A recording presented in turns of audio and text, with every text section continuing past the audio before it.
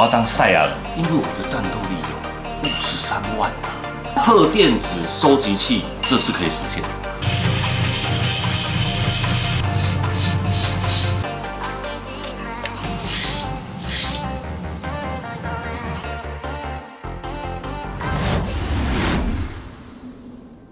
阿鲁，你看，哦，年过40的老人在干嘛？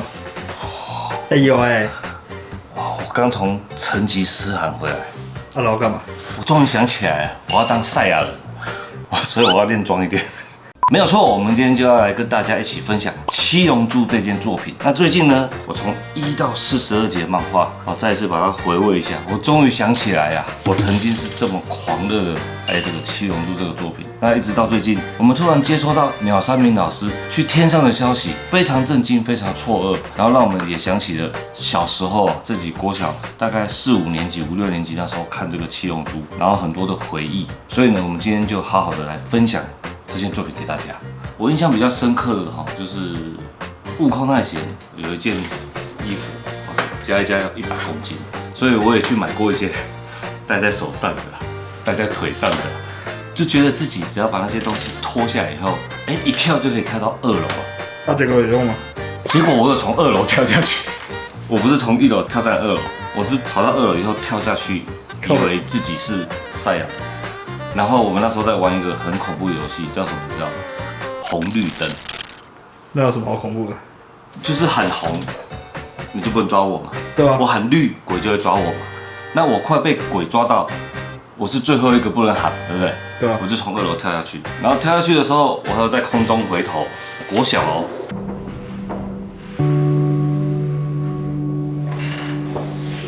你干嘛推我？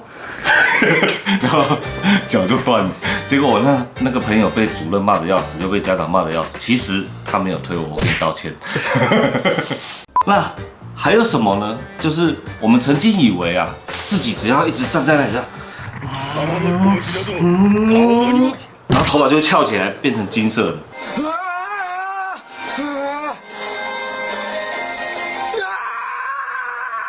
但是无论你多出力都不会，而且你要小心哦。如果你的肠子不好，请自备卫生纸，不要出太大力。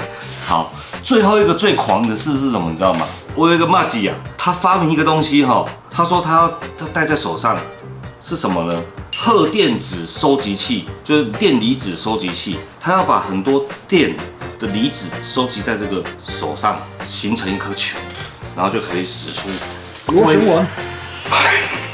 气功，结果那是他大学专题没做出来。靠北，他有被当吗？我不知道后来他用什么毕业，但是我觉得这个理念是可以的，就是你只要能把一个能量集合成球形，然后有一个按钮发射，或许几10年后就有龟派气功的这个发射器，这是可以实现。那大家都知道《七龙珠》这件作品它是可以收集7颗龙珠，你就可以召唤出神龙，然后你就可以许下一个愿望。阿志，你的愿望是什么？有什么愿望？阿志的愿望这样用完，我会给你一个愿望。他的愿望就是要有什么愿望？对，可以改一下。没有，龙珠已经变石头了啦，你要再等几年，等1年。重新问。再给你一次机会哦。阿志，你要有什么愿望？我要再多3个愿望。如果我真的收集到7颗龙珠那我第一个愿望呢，我就希望所有支持我们 MAD 这个品牌这个频道的朋友，每一个人身体健康、平安快乐、赚大钱。哇，你看一下子这么多人有这么好的福报，对不对？第二个愿望要给咪姐，第二个愿望如果没有许到咪姐，不行，他要第一个。如果他许第2个，神农走了，太啰嗦，神农已经走了。不行，一定要有一个愿望是给咪姐的，就是她可以跟我在一起200个辈子，幸福快乐，要什么有什么，然后她要买什么我都买得起。你看，这个愿望是对她好还是对我好？她只要说你去给我买一台法拉利，然后我就有钱买，是不是？我都没有许任何一个对我自己有利的愿望，然后我都许给你们。那还有第3个？第3个愿望，就是如果鸟山明老师可以复活就好，然后继续带来给我们很多很多的正能量。为什么这么说呢？因为七龙珠这件作品小时候的悟空，他长大啊，你看他有一些伙伴，有乌龙啊，给他训练的克林啊，有龟仙人，有被他不小心杀死的这个苏木范爷爷。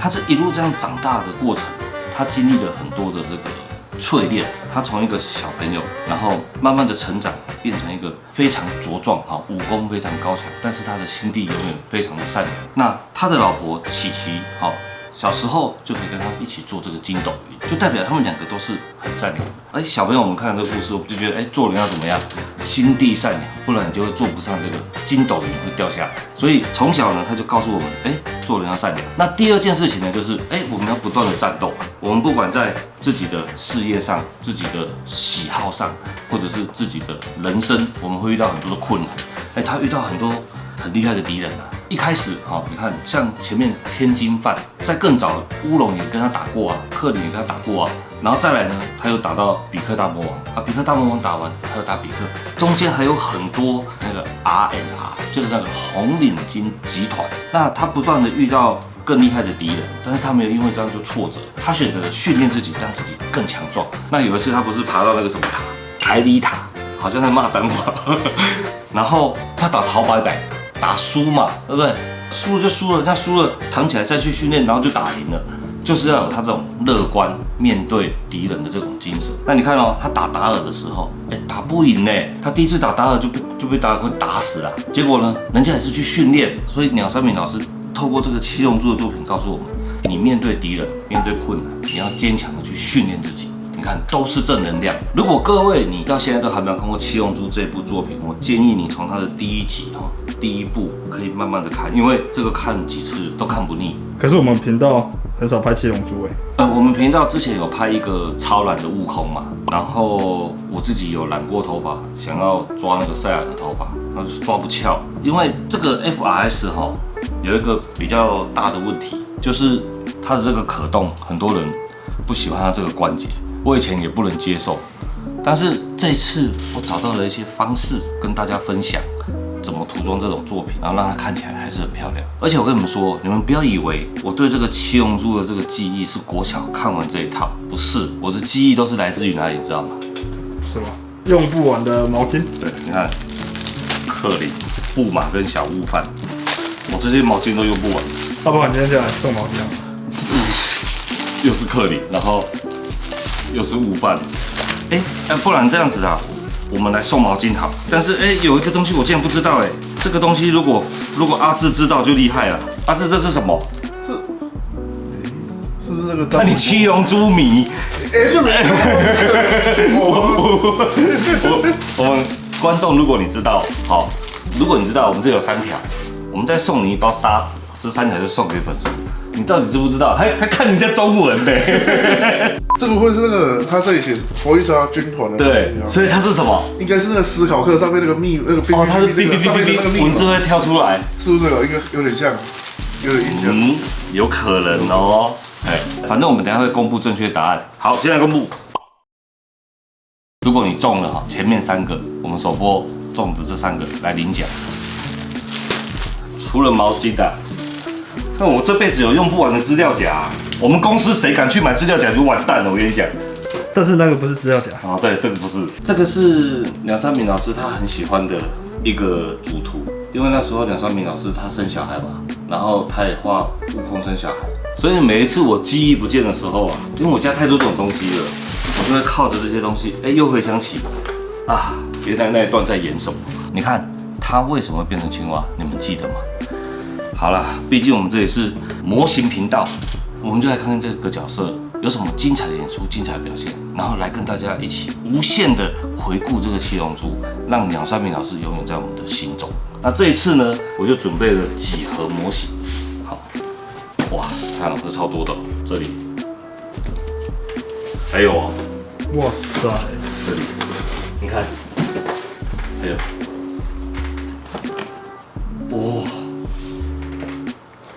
你们看到我在这里有看到吧？一点点。以前我们真的买了很多 FRS 然后都没有做。这一次啊，我决定我要先把这个福利纱做起来。可是为什么是福利莎？因为我的战斗力有53万啊！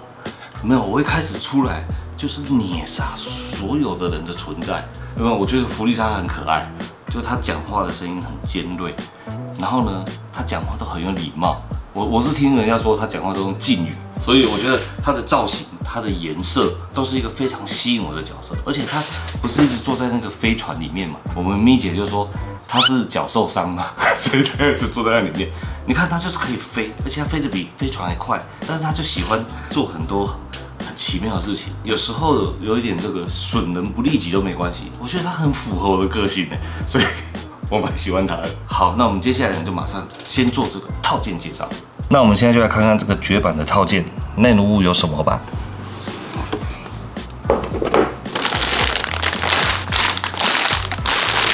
看起来非常的简单哈，就只有几个框架。这种工作量哈，应该是1个礼拜就可以做完了吧？要确定呢？确定啊！透过团队的努力，一定可以在1个礼拜内完成。首先呢，我们可以看到这个黄色的零件，它都有帮你做拆件，好，所以这边分色就蛮轻松的。再来呢，我们看到这个胸甲，哎呀，看起来是左右前后对合，要做无缝，好，所以这里就要考虑到一些拆件的问题。那再来看到这个桃红色，它生物组织的部分哇，也是一大堆无缝啊。这种无缝最适合来做胶水，因为它这个无缝做完啊，胶水会溢到这个黑黑的里面。我们等一下再来教怎么样把它还原。那它这个球体算做的有点这种消光哑光的质感。如果你没有要喷漆，其实这个组起来直接呈现也蛮好看的。这台机体它梦幻的地方竟然配了这种又桃红又紫的，就有点邪恶又有点帅气。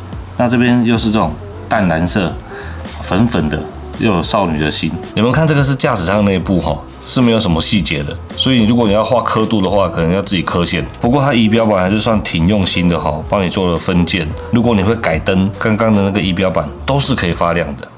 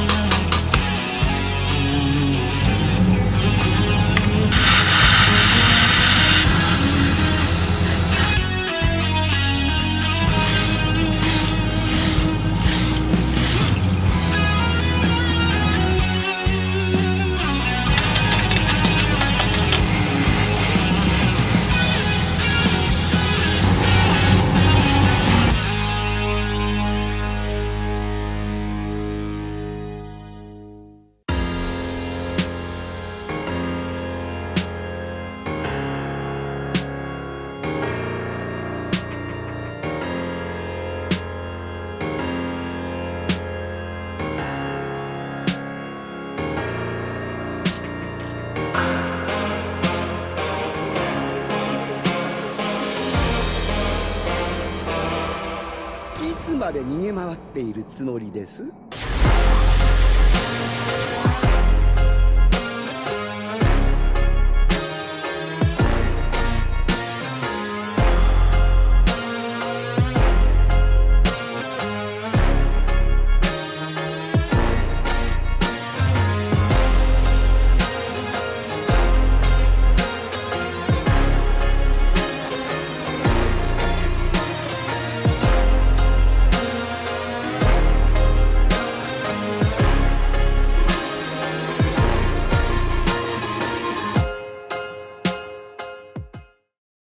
好，那我们终于完成这个福利沙了。那这一次呢，我用了比较特别的做法。毕竟我们做模型啊，如果说，我做完跟这个一番赏 PVC 一模一样的平喷的上色方式，或者是做出来的质感跟它一模一样，就枉费我们花那么多心思在它上面。所以我快速跟大家说一下哈，我大概做了什么样的处理。